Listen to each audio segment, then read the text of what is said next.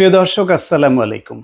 সাম্প্রতিককালে বাংলাদেশের রাজনীতি, রাষ্ট্র পরিচালনা সমস্ত কিছু ঘিরে আলোচনার কেন্দ্রবিন্দুতে আওয়ামী লীগ সরকারের পতন, শেখ হাসিনার পলায়ন অর্থাৎ দেশ ছেড়ে যাওয়া এবং পরবর্তী কনসিকুয়েন্স তাদের দুর্নীতি, লুটপাট, নেতাদের যেসব অপকর্ম আছে সেই সব। এই আলোচনা শুধু বাংলাদেশে বা বাংলাদেশের সংবাদ মাধ্যমেই সীমাবদ্ধ নয়, এটি দেশ ছাড়িয়ে বিদেশের সংবাদ মাধ্যমগুলোতে নিয়মিত আসছে।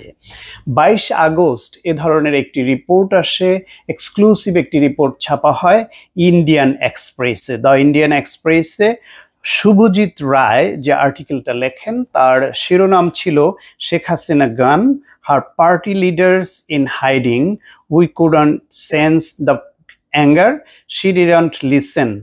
অর্থাৎ শেখ হাসিনাকে নিয়ে এই রিপোর্টটি শুভজিৎ রায়ের এবং ইন্ডিয়ান এক্সপ্রেসে ছাপা হয়।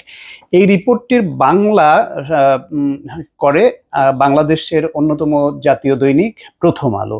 প্রথম আলো শেখ হাসিনাকে ডুবিয়েছেন 4 জন, ইন্ডিয়ান এক্সপ্রেসকে আওয়ামী লীগ নেতারা, এই শিরোনামে রিপোর্টটি প্রকাশ করে।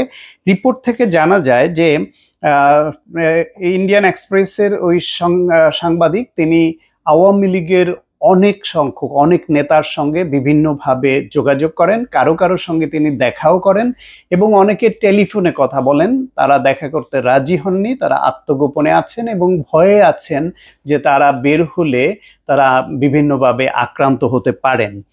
এই যাদের সঙ্গে কথা বলেছে তাদের কিছু কথা কোট আনকোট পত্রিকাটি লেখে এইভাবে যে, আমি আপনার সঙ্গে দেখা করতে পারবো না, আমি আত্মগোপনে আছি, ফোনে কথা বলতে পারি, নিরাপদ কোনো স্থানে আমি আপনার সঙ্গে দেখা করার চেষ্টা করব, আপনার গতিবিধি নজরদারি করা হবে, তাই আমি আপনার সঙ্গে দেখা করতে পারবো কিনা জানি না।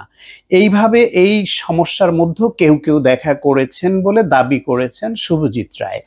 এবং এইখানে পত্রিকাটি লেখে যে ক্ষমতাচ্যুত শেখ হাসিনা সহ তার দল আওয়ামী লীগের কয়েকজন নেতাকর্মী ও সাবেক সরকারের সঙ্গে সংশ্লিষ্ট গোয়েন্দাদের পাঠানো কিছু বার্তা দ্য ইন্ডিয়ান এক্সপ্রেস হাতে পেয়েছে এবং তার ভিত্তিতে পত্রিকাটি লেখে যে এই ব্যক্তিদের প্রায় সবার অভিন্ন যে কথা সেটি হলো শেখ হাসিনা দল ও জনগণকে পরিত্যাগ করেছেন।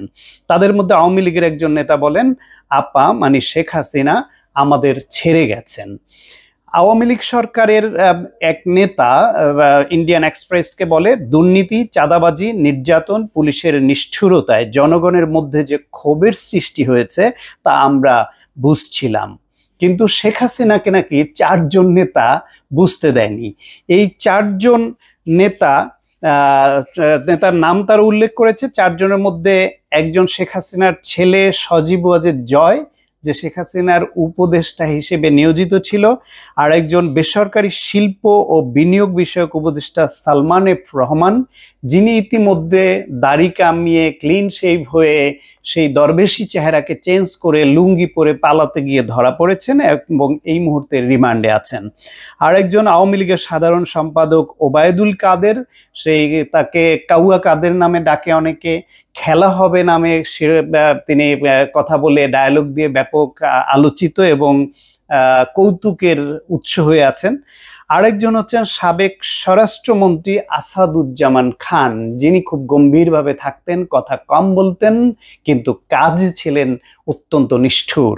সেটা এই কাজের মধ্যে আমরা বুঝতে পেরেছি। এই 4 জনের দল শেখ হাসিনার পতনে নেতৃত্ব দিয়েছেন বলে আওয়ামী লীগের এই নেতারা ইন্ডিয়ান এক্সপ্রেসকে জানিয়েছে। এবং শেখ হাসিনা যে চলে যাবেন তার সরকারের সাবেক মন্ত্রী, সিনিয়র নেতা সহ যাদের সঙ্গে ইন্ডিয়ান এক্সপ্রেসের শুভজিৎ রায় কথা বলেছেন তারা সবাই বলেছেন, আমরা টেলিভিশনের খবর থেকে জানতে পারি যে শেখ হাসিনা চলে গেছেন। অর্থাৎ শেখ হাসিনা যে দেশ ছেড়ে পালালেন এটা তার সিনিয়র নেতাদের সঙ্গে পর্যন্ত তিনি শেয়ার করেননি। দেশকে ফেলে, দেশবাসীকে ফেলে, দলের নেতাকর্মীদের ফেলে শুধু নিজের বোনকে সঙ্গে নিয়ে, নিজের মেয়ে ইন্ডিয়ায় আছে সেখানে ইন্ডিয়া চলে গেছে, আর নিজের ছেলে আছে যুক্তরাষ্ট্রে বা আমেরিকায়। এই হলো শেখ হাসিনার রাজনীতি। এখন এই শেখ হাসিনার এই পতনের 15 বছরের শাসনামলে সরকার যে বিরোধী দলের নেতাদের নিশানা করে কারাগারে পাঠিয়ে মারধর করে ভয়ভীতি দেখিয়ে ও হয়রানি করে যে একটা দুর্বিষহ অবস্থা তৈরি করেছে, তারপর হঠাৎই পরিস্থিতি পাল্টে যায়, এই বর্ণনাটি উল্লেখ করে ইন্ডিয়ান এক্সপ্রেস। এই আওয়ামী লীগের নেতারা এই 4 জনকে বলেছে গ্যাং অফ 4। এই গ্যাং অফ 4 বা যে 4 জনের কথা আগেই উল্লেখ করেছি, তারা শেখ হাসিনা তাদের কথা শুনেছেন, তাদের কথা অন্ধবিশ্বাস করেছেন, কিন্তু অন্য নেতাদের কথা তিনি কানে নেননি, বিশ্বাস করেননি।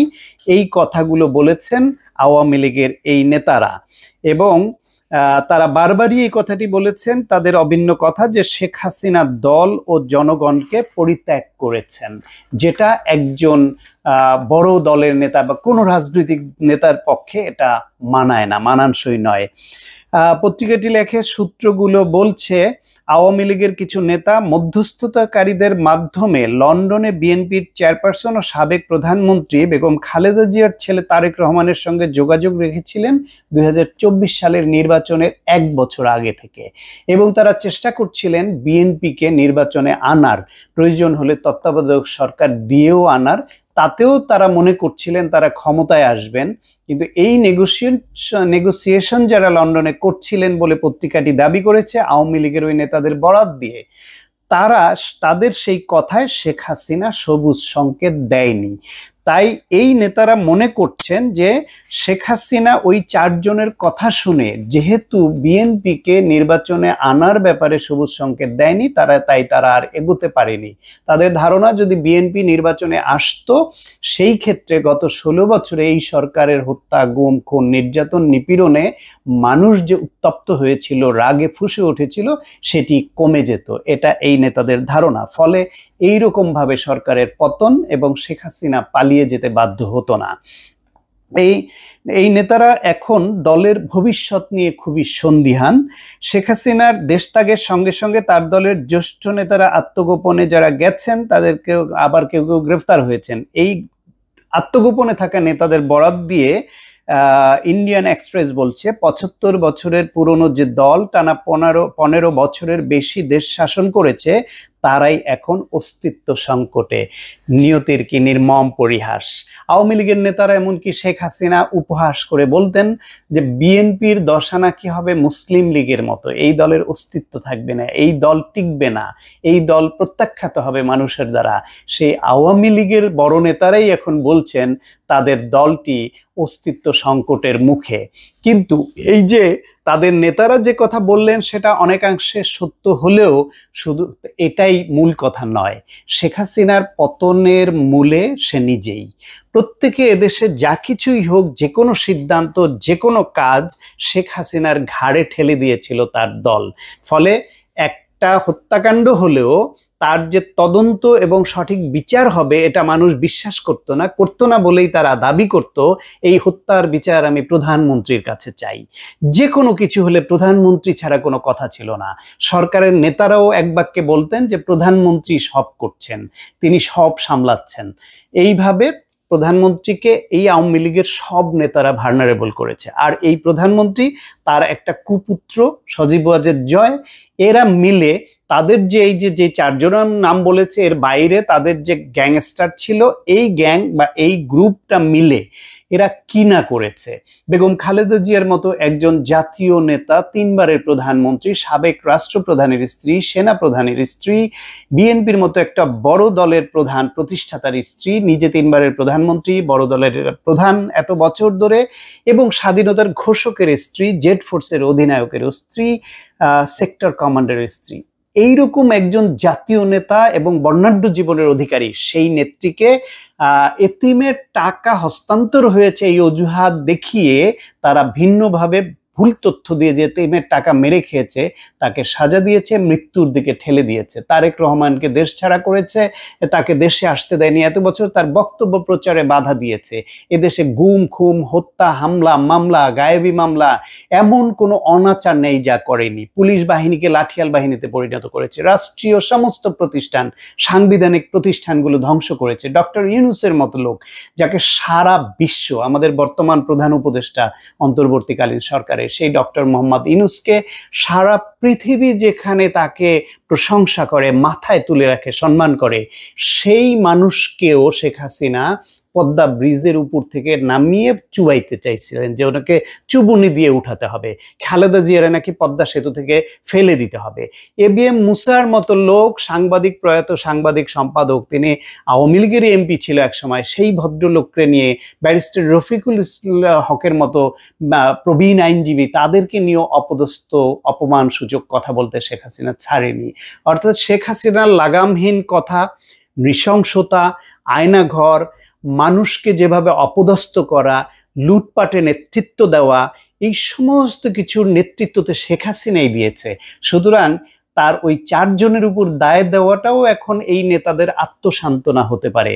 আসলে শেখ হাসিনাকে আর কেউ ডুবায়নি, শেখ হাসিনা নিজে নিজেকে ডুবিয়েছে।